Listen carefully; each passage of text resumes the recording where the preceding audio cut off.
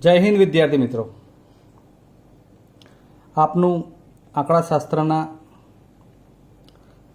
प्रकरणना video number 9 एमां स्वागत है। मित्रों, આપણે છેલ્લે લેક્ચર નંબર 8 માં મધ્યસ્થ વિશેની પ્રાથમિક બાબતો જોઈ હતી, દાખલા પણ ગણ્યા હતા। અવર્ગીકૃત અને વર્ગીકૃત માહિતી બંને પ્રકારના મધ્યસ્થ આપણે જોવાના છે, જેમાં અવર્ગીકૃત માહિતીના મધ્યસ્થની લાસ્ટ ટાઈમ વાત કરી હતી કે માત્ર પ્રાપ્તાંક કે અવલોકનો આપ્યા હોય તો કેવી રીતે ગણાય, યુગ્મ અને અયુગ્મના સૂત્ર પ્રમાણે। અને એ જ માહિતી જરા વિસ્તૃત હોય, મોટી હોય, અવલોકનો વધારે હોય ત્યારે યાદ કરો કે આપણે અગાઉના ધોરણ પ્રમાણે એમાંથી કોષ્ટક બનાવતા શીખ્યા હતા। એવું કોષ્ટક આપેલું હોય જેમાં પણ વર્ગ તો ન જ હોય, ચલ કે પ્રાપ્તાંક જ હોય, પણ વધારે આવૃત્તિના કારણે એ આપણે કોષ્ટક સ્વરૂપે લખેલું હોય, તો એમાંથી પણ મધ્યસ્થ કેવી રીતે શોધવો એ જોયું હતું। હવે આજે આપણે આ લેક્ચરમાં વર્ગીકૃત માહિતીના મધ્યસ્થની વાત કરવી છે। સ્વાભાવિક છે કે વર્ગ હશે એટલે જે કોઈ પણ મધ્યસ્થ શોધવાનો વર્ગ હોય એ કેવી રીતે નક્કી થાય એવું આપણે સામાન્ય રીતે વિચારવાનું થાય। તો બેઝિકલી આપણે એવું તો જાણીએ છીએ કે ચડતા ક્રમમાં અવલોકનો હોય એમાં મધ્યમાન સ્થાન હોય તો એ મધ્યસ્થ બને। સ્વાભાવિક છે કે એ પ્રાપ્તાંક માટે સાચું છે, મધ્યસ્થના વર્ગ માટે આ વસ્તુ આપણે કેવી રીતે એપ્લાય કરવાની?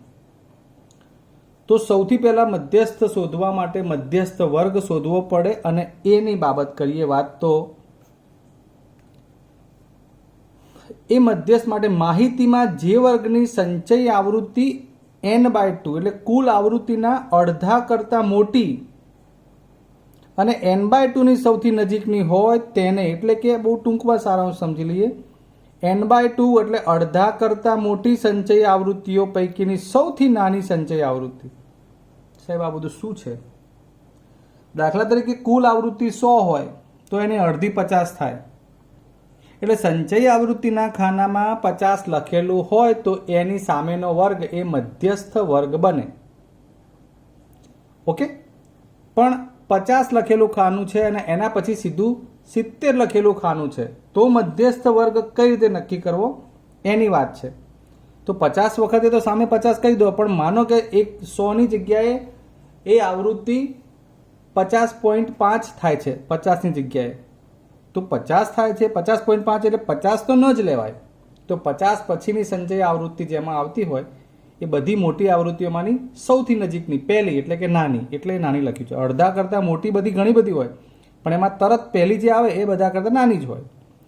કંઈ વાંધો નહીં, આપણે જ્યારે લખીશું, કોષ્ટક બનાવીશું ત્યારે વધારે માહિતી મળી જશે આમાંથી, ચિંતાનો બહુ વિષય નથી। આમાં પણ આપણે આગળ જે બહુલકમાં જોયું હતું એ પ્રમાણે કે વર્ગોને સતત પ્રકારના બનાવવા પડે, આપણે સતત આની ચર્ચા કરી છે। આવૃત્તિ વિતરણમાં વર્ગ અસતત હોય તો એને સતત પ્રકારના બનાવવા પડશે, એ આપણી પ્રાથમિક બાબત છે। હવે સૂત્રની વાત કરીએ। આ રહ્યું મધ્યસ્થ શોધવાનું સૂત્ર। m બરાબર, m એટલે મધ્યસ્થ, l plus n/2 cf upon f ગુણ્યા h। m એટલે મધ્યસ્થ, l તો હમણાં આપણે વાત કરી કે મધ્યસ્થ વર્ગ કેવી રીતે નક્કી કરવાનો। એ મધ્યસ્થ વર્ગ નક્કી થઈ જાય પછી એની જે અધસીમા હોય એને l કહીશું, જે બહુલકમાં પણ આપણે લેતા હતા। n/2 એટલે કુલ આવૃત્તિઓની અડધી આવૃત્તિ, -cf એટલે જે તે મધ્યસ્થ વર્ગવાળી સંચય આવૃત્તિ, એના વર્ગવાળી આવૃત્તિ, અને ગુણ્યા h, સોરી cf એટલે મધ્યસ્થ વર્ગના આગળના વર્ગની સંચય આવૃત્તિ છે, છેદમાં જે તે મધ્યસ્થ વર્ગની આવૃત્તિ, અને ગુણ્યા h એટલે વર્ગ લંબાઈ। ક્લિયર? દરેક પદોની તમને માહિતી મળી ગઈ।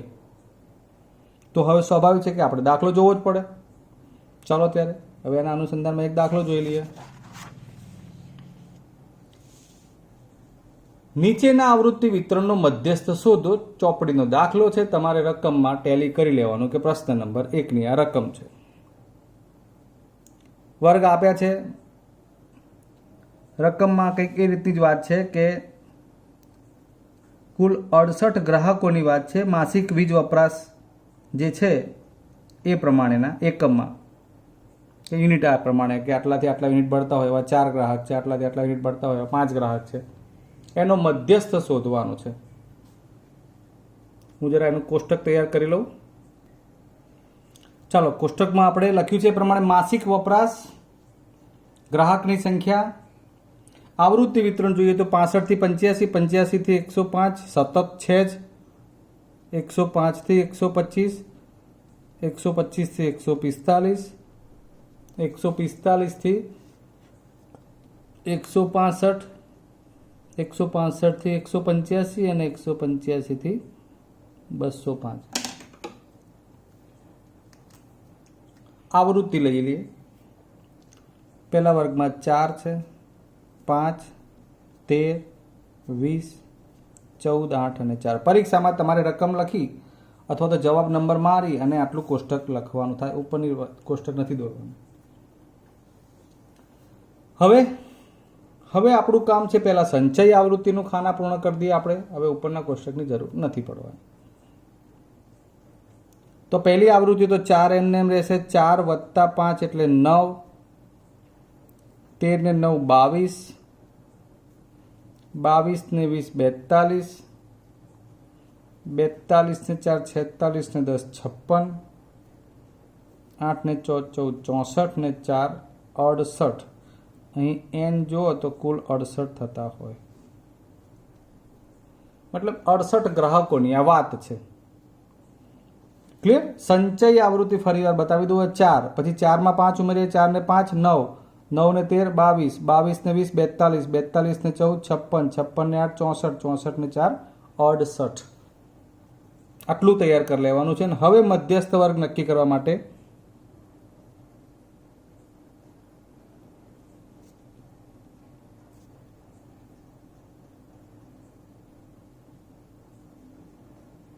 n/2 માં અવલોકનની CF. એટલે આપણે n/2 માં અવલોકનની વાત કરવી હોય તો કુલ અવલોકન 68 છે. 68 ભાગ્યા 2, 68 ભાગ્યા 2 એટલે 34. 34મું અવલોકન કયા વર્ગમાં આવે CF નું એ જોવાનું.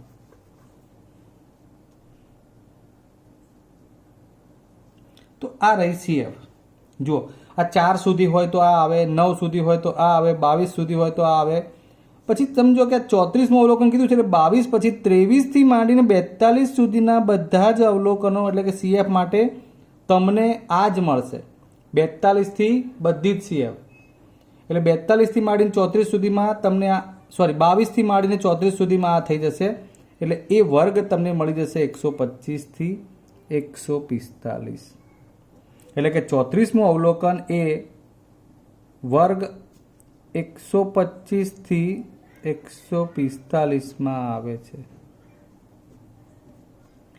માટે મધ્યસ્થ વર્ગ બરાબર 125 થી 145. ક્લિયર? હવે 125 થી 145 મધ્યસ્થ વર્ગ આવી ગયો. હવે આપણે સૌથી પહેલું કામ કરવાનું છે એમાંથી L શોધવાની. અધઃ સીમા, એ વર્ગની અધઃ સીમા છે 125. પછી આવૃત્તિ, તો એ જ વર્ગની આવૃત્તિ આપણે એને સ્મોલ f કહીએ છીએ. એના અગાઉના વર્ગની આવૃત્તિ એક સંચય આવૃત્તિ તરીકે લેવાની. એટલે f થશે 20, CF આવશે 22. ફરીવાર બોલું છું, જે તે મધ્યસ્થ વર્ગની સામેની આવૃત્તિને સ્મોલ f કહેવાનું છે. એના અગાઉના, ઉપરના, એના કરતાં ઘટતા ક્રમના વર્ગની આવૃત્તિ ઉપરના તરતના વર્ગની લેવાની. એની સંચય આવૃત્તિને CF કહેવાનું છે. n/2 તમારા માટે 68 ભાગ્યા 2 34 તૈયાર છે. અને h એટલે વર્ગ લંબાઈ 65 થી 85 થી સતત છે એટલે 65 ને 20 85 ને 20 105 20. હવે સૂત્ર m બરાબર L plus n/2 minus CF upon f ગુણ્યા h. થઈ જાવ તૈયાર. L કેટલું છે 125, n/2 સીધું 34, માઇનસ CF એટલે 22 अपॉन स्मॉल f એટલે 20 ગુણ્યા h એટલે પણ 20। બહુ જ સરળ થઈ ગયું છે। આ ગુણાકારના સંબંધમાં 20 20 ડિસ્યુમ થઈ શકે। 34 માંથી 22 જાય, કેટલા વધે? 4 માંથી 2 એટલે 2, 3 માંથી 2 એટલે 1, 25 ને 2 27 ને 10 37। m બરાબર 137। આ એકમ જે આપ્યો હોય એ પ્રમાણે, તો એકમમાં કંઈ નથી લખ્યું, તો આપણે એકમ એટલે એકમ લખવાનું। વાત સમજી ગયા? ક્લિયર? તો આ આપણે મધ્યસ્થ શોધ્યો। હજુ બીજો એક એક્ઝામ્પલ જોઈએ। એક શાળાના ધોરણ 10ની 51 છોકરીઓની ઊંચાઈના સર્વેક્ષણનું આવૃત્તિ વિતરણ છે અને આપણે એનો મધ્યસ્થ શોધવાનો છે કે ઊંચાઈ 135 140 હોય તેવી 4 છોકરીઓ, 140 145 સેન્ટીમીટર હોય એવી 7 છોકરીઓ, એ પ્રમાણે 160 થી 165 સેન્ટીમીટર ઊંચા હોય એવી 5 છોકરીઓ છે। ચાલો ત્યારે બધું તૈયાર જ છે। કોષ્ટક જે સતત આવૃત્તિ વિતરણ પ્રમાણે તો છે જ, આવૃત્તિ F, સંચય આવૃત્તિ CF। CF બનાવી દઈએ તો પેલું 4 વત્તા 7 11। હું આ ઝેડ આકાર બનાવું છું, એવું તમારે કોઈ કરવાની જરૂર નથી, તમે સીધો સરવાળો લઈ શકો।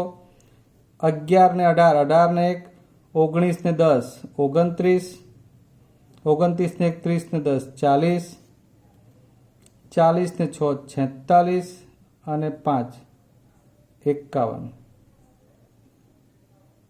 n 51 આપણને ઉપર આપેલા જ છે કે 51 છોકરીઓ છે। હવે n/2 બરાબર, સૌથી પહેલા તો n/2 એટલે 51 ભાગ્યા 2 25.5। હવે આ અવલોકન ક્યાં મળે? સંચય આવૃત્તિના ખાનામાં જોવાનું છે કે ક્યાં મળશે। 151 ભાગ્યા 2 પ્રમાણે 25.5 એ માટે 25.5 એ અવલોકન વર્ગ। ચેક કરો, 4 11 પછી 29 આવે છે। 25.5 ને 11 પછી 29 સુધીની અંદર આવી જાય એટલે 29 સુધીના, સમજો 11 થી ઉપરના અને 29 સુધીના બધા માટે આ વર્ગ લાગુ પડતો હોય। કયો? આ એટલે 145 થી 150, એટલે અવલોકન વર્ગ 145 થી 150 મધ્યસ્થ વર્ગ બને। ક્લિયર? હવે L તો જે તે વર્ગની અધસીમા। હવે F એ જ વર્ગની આવૃત્તિ, જેને આપણે F કહીશું, ઉપરની આવૃત્તિ CF કહીશું। F થશે 18, CF થશે 11 અને H વર્ગ લંબાઈ 135 ને 5 40 ને 5 45। ઓકે જ છે। સૂત્ર m બરાબર L plus n/2 minus CF upon F ગુણ્યા H।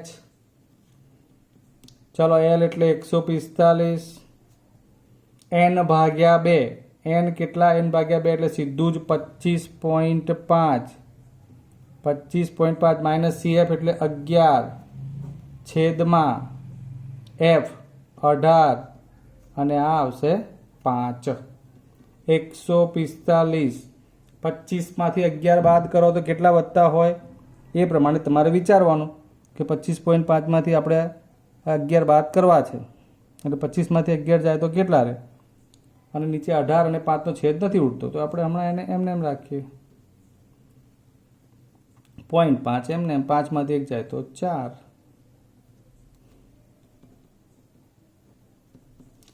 હવે આ 14.5 ગુણ્યા 5 કરવા છે, એટલે પાયો પાયો 25 વધી 2, 14 5 70 ને 2 72, 72.5 ભાગ્યા 18 બરાબર છે। 72.5 ભાગ્યા 18, 18 ચોક 72,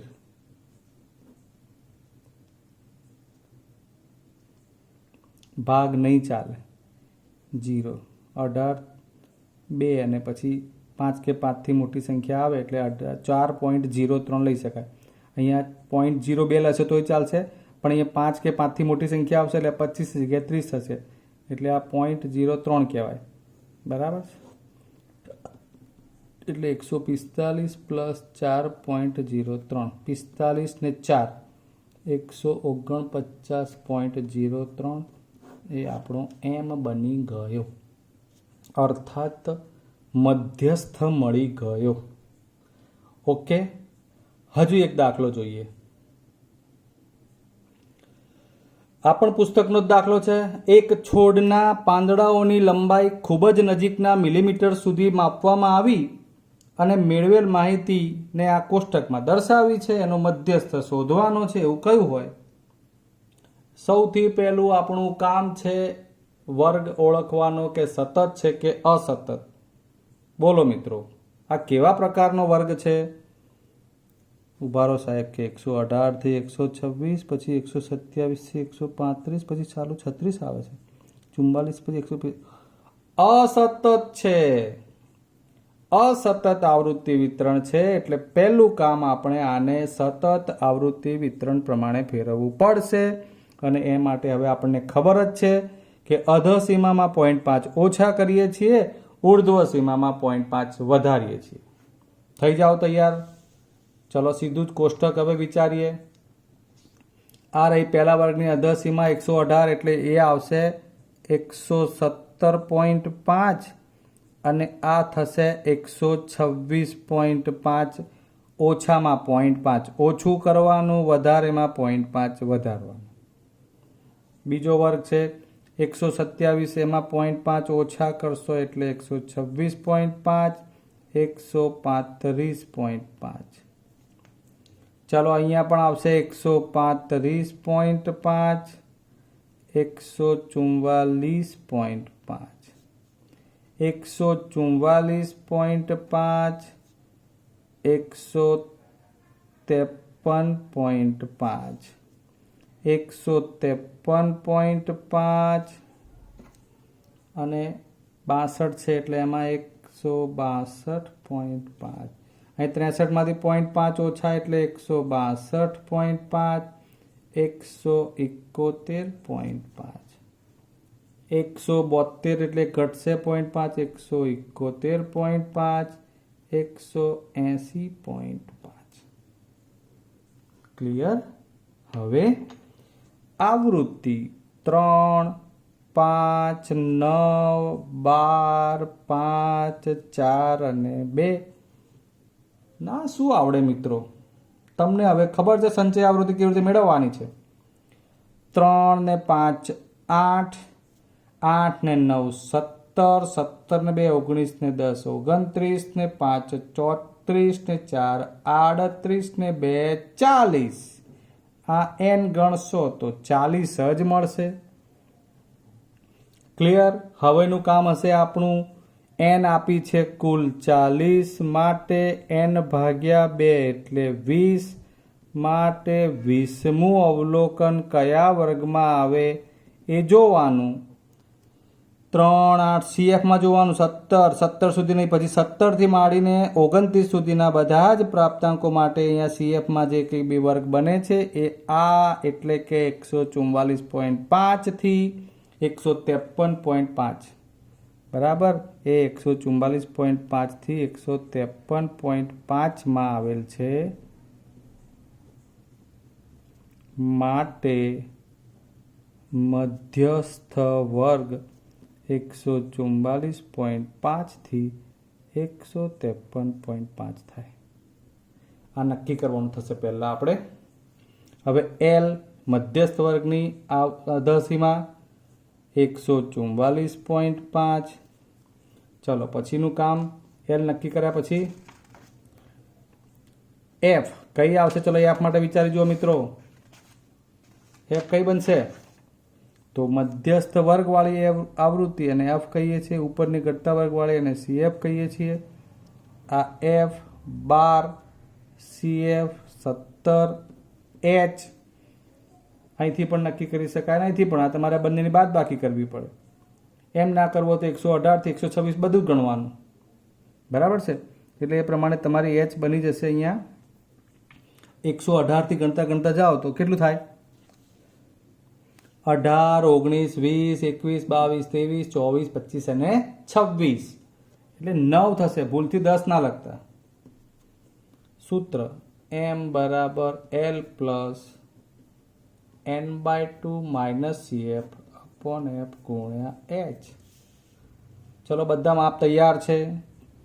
l 144.5, n/2 એટલે 20, cf મળી છે 17. તમારે ધ્યાન રાખવાનું ક્યાંથી લખી રહ્યા સાહેબ? 17 છે cf. f છે 12 ગુણ્યા વર્ગ લંબાઈ છે 9, 3 તરી 4 તરી 144.5. આ એલને નહીં છંછેડવાની. આ જે કંઈ બી થાય સાદરૂપ આપીને પછી ઉમેરી દેવાનું. 20 માંથી 17 જાય એટલે 3, 3 ગુણ્યા 3 9, 4 દુ 8, 4 દુ 8, 4 25, 144.5 અને 2.25. 44 ને 2 46, 50 ને 25 75. આ એમ બરાબર તમને મળી ગયું કેટલું? 146.75. મિત્રો હવે તમને પુસ્તકમાં રકમની અંદર એવું પૂછવામાં આવે કે તમારે આ એક જ દાખલામાંથી મધ્યક, મધ્યસ્થ અને બહુલક શોધી અને જવાબ આપવાનો. તો આપણે ત્રણેય ટોપિક ભણી લીધા છે. એટલે અલગ અલગ પૂછે તો પણ આવડવું જોઈએ અને ભેગું કરીને પૂછે તો પણ ત્રણેય રીતે એક દાખલામાં ગણતા આવડવી જોઈએ. એટલે આશા કરું કે તમને હવે આ મધ્યસ્થ સુધીનો ટોપિક આજનો તો કમ્પ્લીટ સમજાઈ ગયો હશે. દર વખતની જેમ તમારે ચેનલને સબસ્ક્રાઈબ કરવી, બેલ આઇકન પર ક્લિક કરી લેવું. વિડીયો ગમે છે એટલે લાઈક પણ કરવો. અને હવે તમે આપણે આગળ ખૂટતી આવૃત્તિના દાખલા માટે ફરી મળવાના છીએ. ત્યાં સુધી રજા લઈએ. જય હિન્દ.